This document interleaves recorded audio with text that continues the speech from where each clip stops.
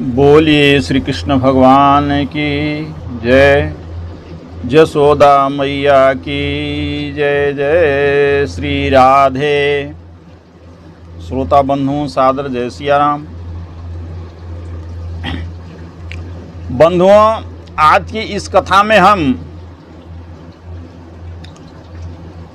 माता यशोदा जी का पूर्व जन्म एवं वर्तमान जन्म का जीवनी अति संक्षिप्त में सुनाने का प्रयास कर रहा हूँ। आप सभी लोग सुनेंगे, शायद अच्छा लगे तो हमारे चैनल को अवश्य ही सब्सक्राइब एक लाइक कर दीजिएगा, जिससे हमारा भी उत्साह बना रहे कि हमारे धर्मानुरागी भाई बहन लोग हमारे वीडियो देख रहे हैं, सुन रहे हैं। बस यही आशा के साथ जय श्री राधे।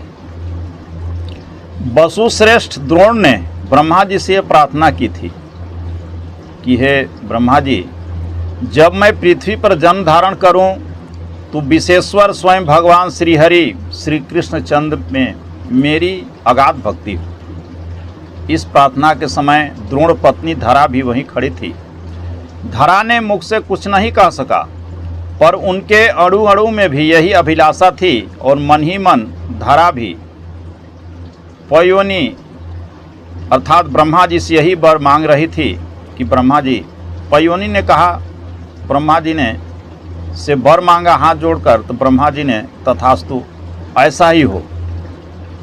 इसी वर के प्रताप से धरा ने ब्रजमंडल के एक सुमुख नामक गोप एवं उनकी पत्नी पाटला की कन्या के रूप में भारतवर्ष में जन्म धारण की।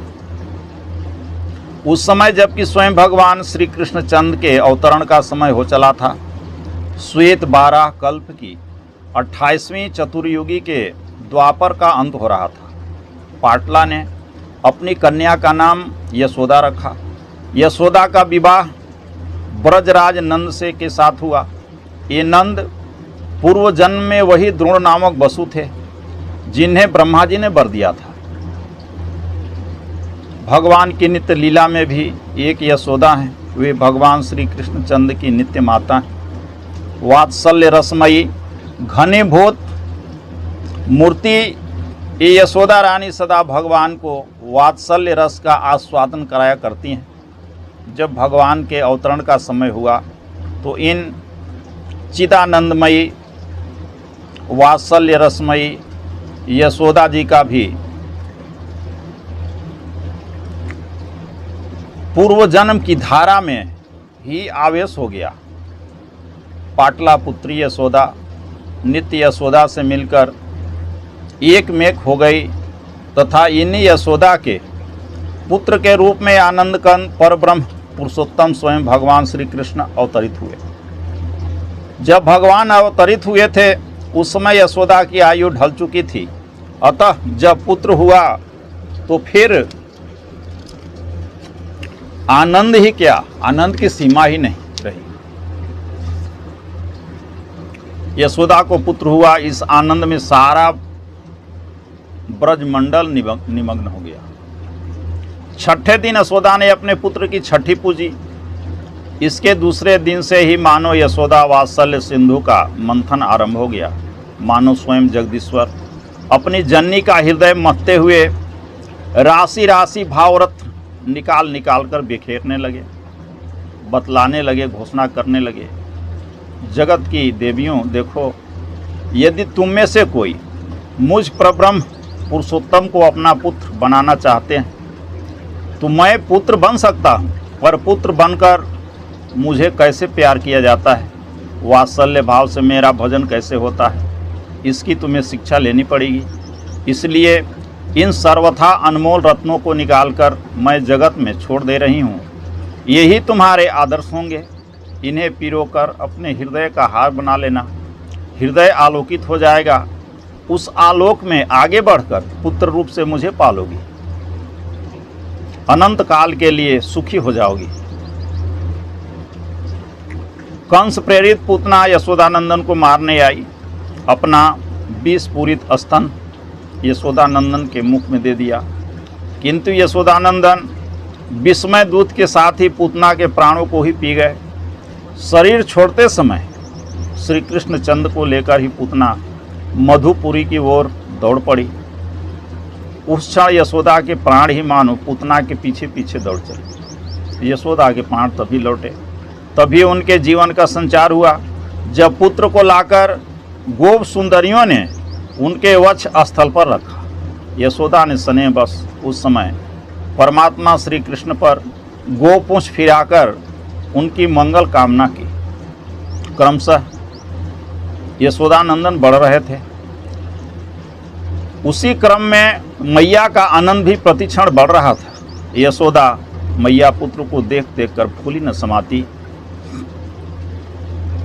बाबा हमारे सूरदास जी अपने पद में लिखते हैं कि माता कैसी प्रसन्न हो रही थी। सूरदास जी लिखते हैं, जसुमती फूली फूली डोलती, जसुमती फूली फूली डोलती, अति आनंद रहत सगरो दिन, हंसी हंसी सब सो बोलती, अति आनंद रहत सगरो दिन, हंसी हंसी सब सो बोलती, जसुमती फूली फूली डोलती, मंगल गाये उठती अति रस सो, अपने मन को भायो, विकसित कहती खे देख ब्रज सुंदरी,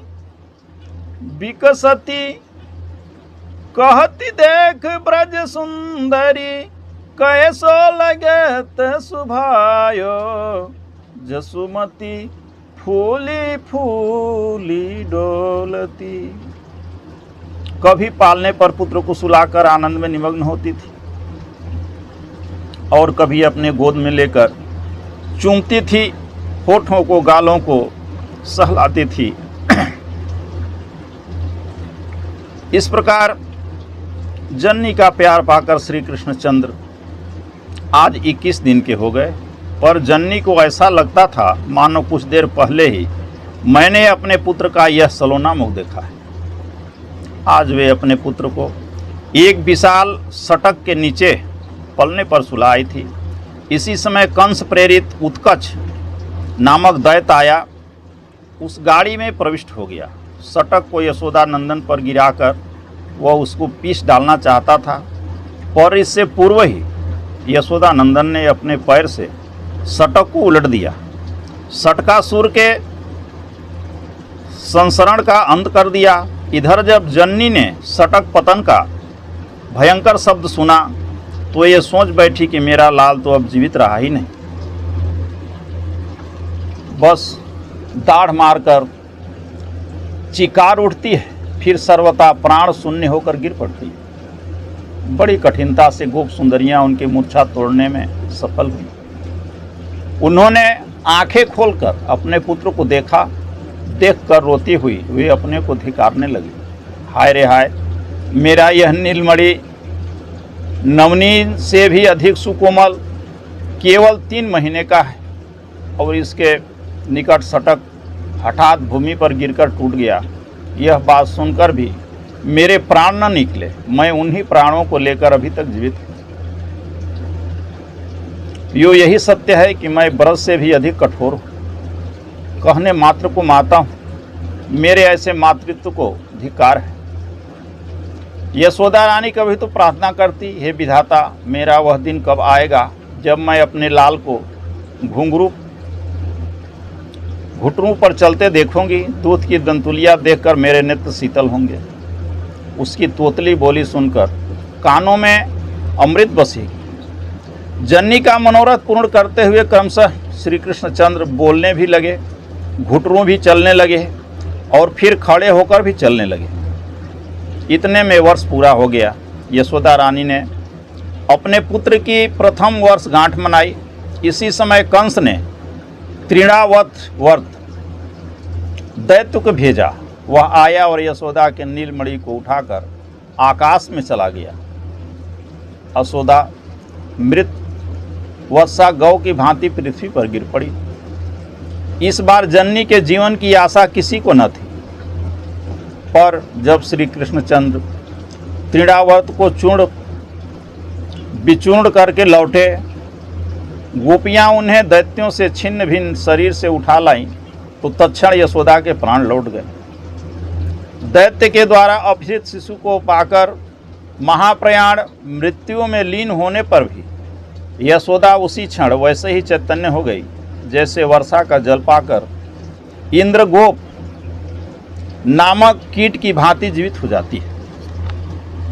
यशोदा एवं श्री कृष्णचंद्र में होड़ लगी रहती थी कि यशोदा का वात्सल्य उमड़ता, उसे देखकर उससे 100 गुने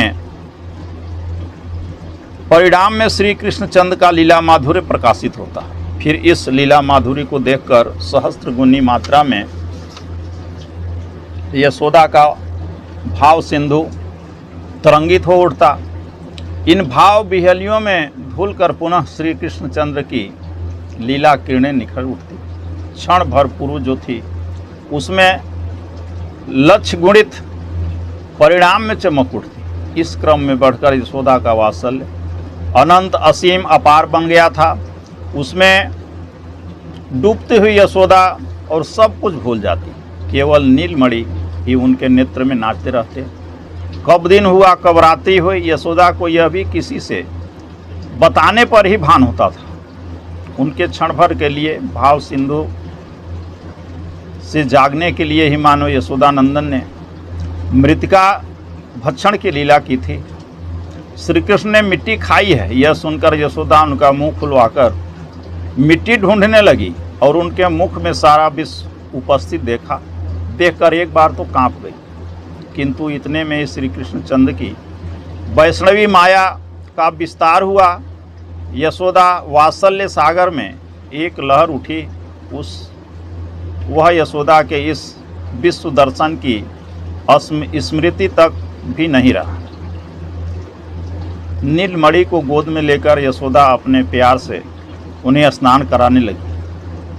यशोदा भूली रहती थी, पर दिन तो पूरे होते ही थे।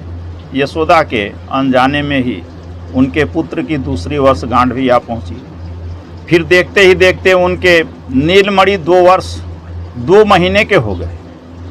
पर अब नीलमणि ऐसे इतने चंचल हो गए थे, यशोदा को एक क्षण भी चैन नहीं। गोपियों के घर जाकर तो न जाने कितने दही के भाड़े फोड़ ही आया करते थे। एक दिन मैया का उस दही भाड़ भी फोड़ दिया जो उनके कुल में वर्षों से सुरक्षित चला आ रहा था। जननी ने डराने के उद्देश्य से श्री कृष्णचंद्र को उखल में बांधा। सारा विश्व अनंत काल तक यशोदा की इस चेष्टा पर बलिहारी जाएगा। व्यास जी लिखते हैं, जिन बांधो सुर असुर नाग मुनि प्रबल कर्म की डोरी, सोई बिछिन्न ब्रह्म जसुमति हटी बांधो सकत न छोरी। इस बंधन को निमित्त बनाकर यशोदा के नीलमणि ने 2 अर्जुन के वृक्ष को जड़ से उखाड़ दिया। फिर तो ब्रजवासी यशोदानंदन की रक्षा के लिए अतिशय व्याकुल हो गए। पूतना से, सटक से, तृणावत से, वृक्ष से इतनी बार तो नारायण ने नीलमणि को बचा लिया। अब आगे यहाँ इस गोकुल में तो एक क्षण भी रहना नहीं चाहिए। गोपों ने परामर्श करके निश्चय कर लिया, बस इसी क्षण वृंदावन चले जाना है। यही हुआ। यशोदा अपने नीलमणि को लेकर वृंदावन चली हैं। वृंदावन आने के पश्चात श्री कृष्णचंद्र की अनेकों भुवन मोहिनी लीलाओं का प्रकाश हुआ।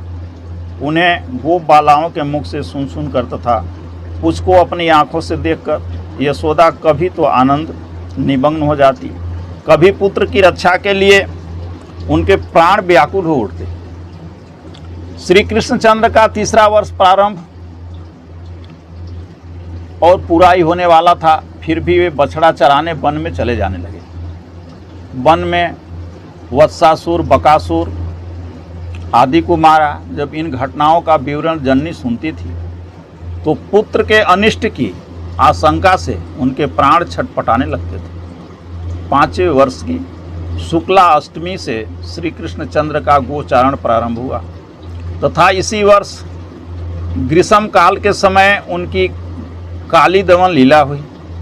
कालिया के बंधन में पुत्र को बंधा देखकर यशोदा जी को जो दशा हुई थी उसे चित्रित करने की क्षमता किसी में नहीं।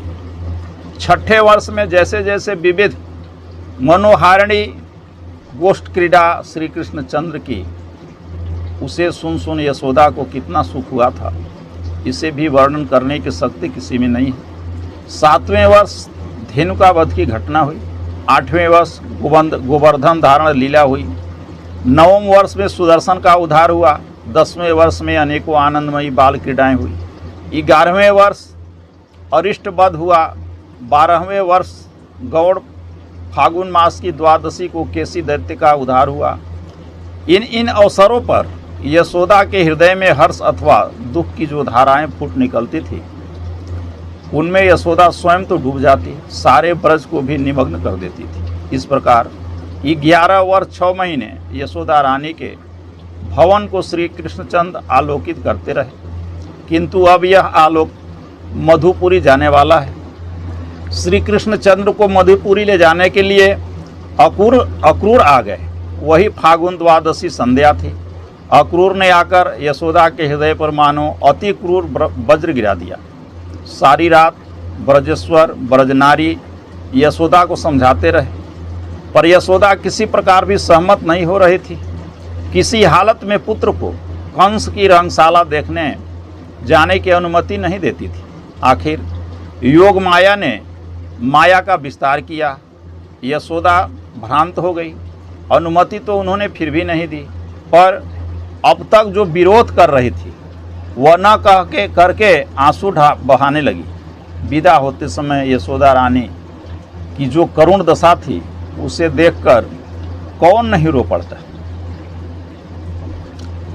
व्यग्र हुई यशोदा यात्रा के समय करने योग मंगल कार्य भी नहीं कर रही थी। इतनी भ्रांत चित्त हो गई कि वे अपने वात्सल्य के उपयुक्त पुत्र को कोई राह खर्च तक नहीं दे रही थी।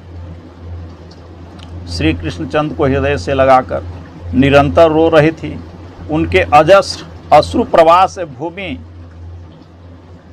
कंपिल हो रही थी। रथ श्री कृष्णचंद्र को लेकर चल पड़ा। रथ के पहियों के चिन्ह भूमि पर अंकित होने लगे। मानो धारा रूपणी यशोदा के बिछे हुए हृदय को पृथ्वी देवी व्यक्त कर रही। श्री कृष्णचंद्र के विरह में जननी यशोदा की क्या दशा हुई, इसे यथार्थ वर्णन करने की समर्थ सरस्वती जी में नहीं है। यशोदा मैया वास्तव में विक्षिप्त हो गई। जहाँ श्री कृष्णचंद्र रथ पर बैठे थे वहाँ प्रतिदिन चली आती। उन्हें दिखता कि अभी अभी मेरे नीलमणि को अक्रूर लिए जा रहे हैं। वे चित्कार उठती, अरे क्या ब्रज में कोई नहीं जो मेरे जाते हुए नीलमणि को रोक ले? पकड़ लो, वह देखो रथ बढ़ा जा रहा है, मेरे प्राण लिए जा रहे हैं। दौड़ो दौड़ो, कोई दौड़कर मेरे नीलमणि को पकड़ लो भैया, बचा लो। कभी जड़ चेतन पशु पक्षी मनुष्य जो कोई भी दृष्टि के सामने आ जाता उसी से वसुदेव पत्नी देवकी को अनेकों संदेश भेजती। उन संदेश का एक झलक आपको सुना रहा हूँ। गोस्वामी सूरदास जी ने बहुत ही अच्छे ढंग से माता यशोदा जो देवकी को संदेश दे रही हैं वो लिखा अपने पद में लिखते हैं। संदेशो देवकी सो कहियो, हाथों धाये तुम्हारे सुत की, मया करत नित रहियो। संदेशो देवकी सो कहियो, यद्यपि टेव तुम जानत उनकी, तो मोहि कही आवई। प्रातः ही उठत तुम्हारे सुत को, माखन रोटी भावई। संदेशो देवकी सो कहियो, लेत उपटनो अरु तातो जल, देखत ही भजी जावई। जोई जोई मांगित सोई सोई देती, क्रम क्रम करी करी नावई। संदेशों देव की सो कहियो, सूर पथिक सुनि मोहि रैन दिन, बढ़ो रहुत उर सोच। मेरो यलक लड़े तो मोहन हई हो करत संकोच। संदेशों देव की सो कहियो, संदेशों देव की सो कहियो। किसी पथिक ने यशोदा का यह संदेश श्री कृष्ण जाकर कह भी दिया, सांत्वना देने के लिए। श्री कृष्णचंद्र ने उद्धव को भेजा। उद्धव आए पर जननी के आंसू पोंछ नहीं सके। यशोदा रानी का हृदय तो तब शीतल हुआ जब वे कुरुक्षेत्र में श्री कृष्णचंद्र से मिली। राम श्याम को हृदय से लगाकर गोद में बैठाकर उन्होंने नवजीवन पाया। कुरुक्षेत्र से जब यशोदा रानी लौटी तो उन्हें ऐसा लग रहा था कि जैसे उनके नीलमणि उनके साथ ही वृंदावन लौट आई। यशोदा का उजड़ा हुआ संसार फिर से बस गया। श्री कृष्णचंद्र अपनी लीला समेटने वाले थे, इसीलिए अपनी जननी यशोदा को भी पहले से भेज दिया। जब वृषभानु नंदिनी गोलोक बिहारिणी श्री राधा किशोरी को वे विदा करने लगे तो गोलोक के सभी दिव्याति दिव्य विमान पर जननी को भी बिठाया तथा श्री राधा किशोरी के साथ ही यशोदा अंतर ध्यान हो गई, गोलोक पधार गई। बोलिए श्री कृष्ण भगवान की जय, मैया यशोदा रानी की जय। जय श्री